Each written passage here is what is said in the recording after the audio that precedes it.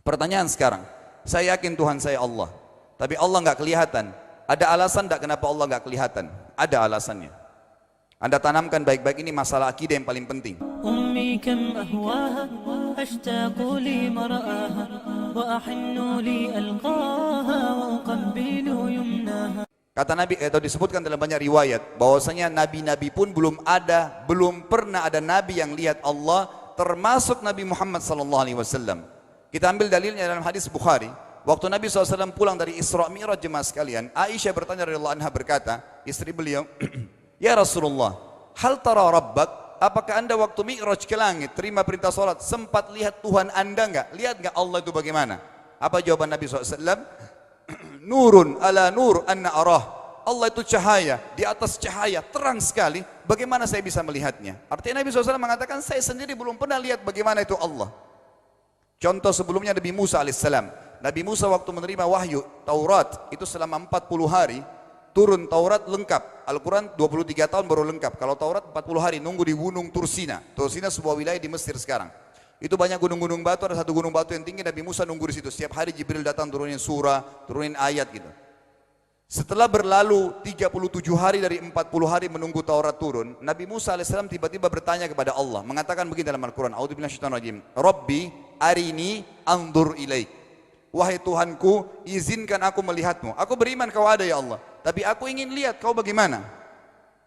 Allah menjawab, tidak mau mengecewakan Nabi Musa. Sebagai manusia Allah mengatakan, lan tarani.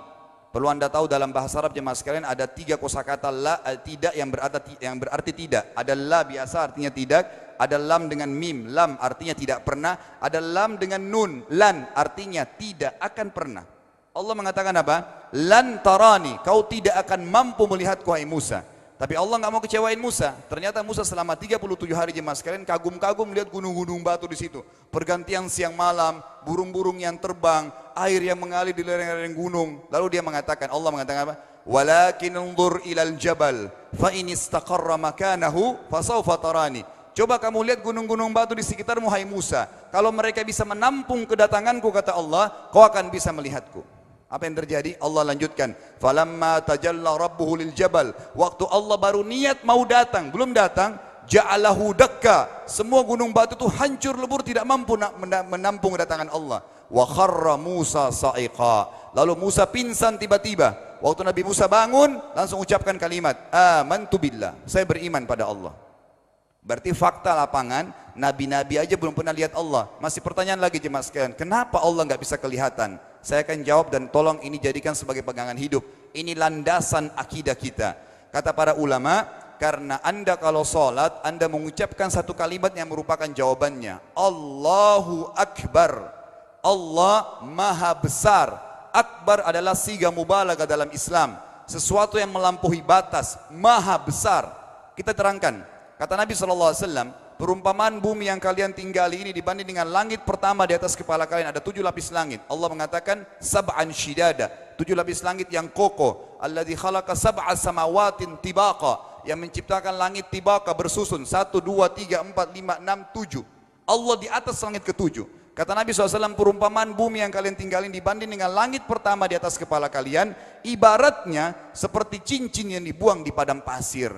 Jadi kita tidak akan pernah bisa melihat ujungnya langit karena kita sangat kecil, dan ini terbukti secara fakta. Apakah anda sudah tahu bahwasanya miliaran bintang-bintang yang ada di atas kepala anda yang jaraknya sekian miliar tahun dari bumi dan sekian miliar tahun lebih besar daripada bumi, sekian miliar kali lebih besar daripada bumi, itu semua berada di bawah langit pertama. Manusia tidak akan pernah bisa memegang langit ini dengan telapak tangannya karena dari sini saja ke Pluto jaraknya 270 tahun. Nggak bakal bisa ada astronot dikirim kena mati di tengah jalan. Jaraknya jauh sekali bintang-bintang dan semua berada di bawah langit pertama.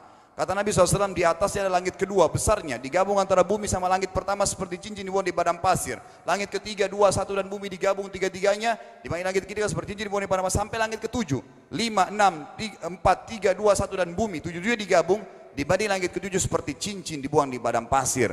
Dan langit yang luas ini jemaah sekalian dipenuhi dengan makhluk Allah yang lain namanya malaikat. Dalam hadis Bukhari kata Nabi SAW, waktu saya sedang dimi'rajkan ke langit, tidak ada 4 jari pun ukuran di langit yang luas itu, kecuali saya temukan malaikat yang sedang ruku atau sujud, penuh dengan jumlah mereka.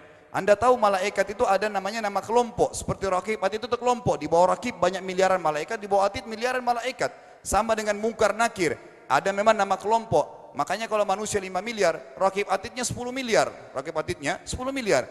Lalu kata Nabi SAW, di atas langit ketujuh ada Sidratil Muntaha. Besarnya digabung antara 7 lapis langit dan bumi. 8 hanya seperti cincin di bawah di padang pasir. Di atas Sidratil Muntaha ada sebuah lautan yang Allah ciptakan. Lautan itu besarnya digabung antara Sidratil Muntaha, 7 lapis langit dan bumi. 8, 9-9-nya seperti cincin dibuang di padang pasir. Makanya kalau Anda baca Quran, Anda baca ayat wa kana arsyu 'alal ma'. Singgasana Allah di atas air. Ini maknanya. Air adalah ada lautan. Lalu kata Nabi SAW, arsy-nya Allah di atas lautan itu singgasananya Allah. Besarnya digabung antara lautan, Sidratul Muntaha, 7 lapis langit dan bumi. 10-10-nya hanya seperti cincin dibuang di padang pasir. Anda sudah hafal ayat kursi? Apa artinya? Ayat tanda-tanda kebesaran Allah. Kursi itu artinya bukan tempat duduk, tapi tempat pijakan kaki raja di singgasana. Kalau raja ingin naik singgasananya dipijakan kaki, itu namanya kursi. Kita baca apa?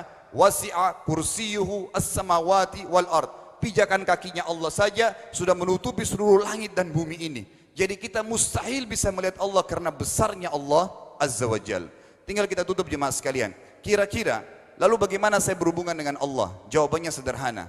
Anda lingkari namanya Allah, ini Tuhan kita. Yang menyembah selain Allah kafir, yang mempartisipasikan Allah dengan makhluknya, masih sembah berhala, kuburan, jimat, namanya syirik. Dua-dua enggak boleh. Untuk berhubungan dengan Allah yang tidak kelihatan dengan mata kita ini, tapi kita bisa rasakan keberadaannya, cuman satu cara. Di bawahnya lingkarin ibadah, sholat, puasa, zakat, haji, takziah, ziarah kubur, semua ini adalah rangkaian ibadah untuk berhubungan dengan Allah. Semua ibadah ini jemaah sekalian harus seperti yang Allah mau, bukan yang Anda mau. Ini penting. Karena kalau tidak seperti yang Allah mau, Allah tidak terima. Bagaimana caranya supaya bisa seperti yang Allah mau? Ikuti buku pedomannya. Ada Al-Quran, ada Sunnah. Yang beribadah keluar dari 2 pedoman wahyu ini tidak akan diterima oleh Allah. Seperti Anda kalau kerja di perusahaan, pimpinan perusahaan kasih peraturan. Senin pakai baju kuning, Selasa baju hijau, Rabu pakai baju hitam. Datang jam 7, keluar jam 5 sore. Ternyata Anda tidak. Hari Senin Anda pakai baju yang hari Rabu. Datangnya jam 9, keluar jam 2 siang. Dikeluarkan oleh pimpinan atasannya. Itu baru peraturan manusia. Bagaimana dengan peraturan Allah Azza wa Jal? Maka kita simpulkan semua jemaah sekalian adalah yakinlah Tuhan Anda Allah ada, satu-satunya Tuhan. Kalau Anda sedang sakit, yang ciptakan Anda Allah, yang ciptakan penyakit Allah, yang menciptakan kesembuhannya Allah. Kalau kita sedang musibah sama, kalau kita sudah senang juga sama. Semoga Allah SWT menjadikan kita orang-orang yang senantiasa beriman padanya dan juga selalu berteguh dalam keimanan tersebut serta mengikuti syariat dan hukumnya.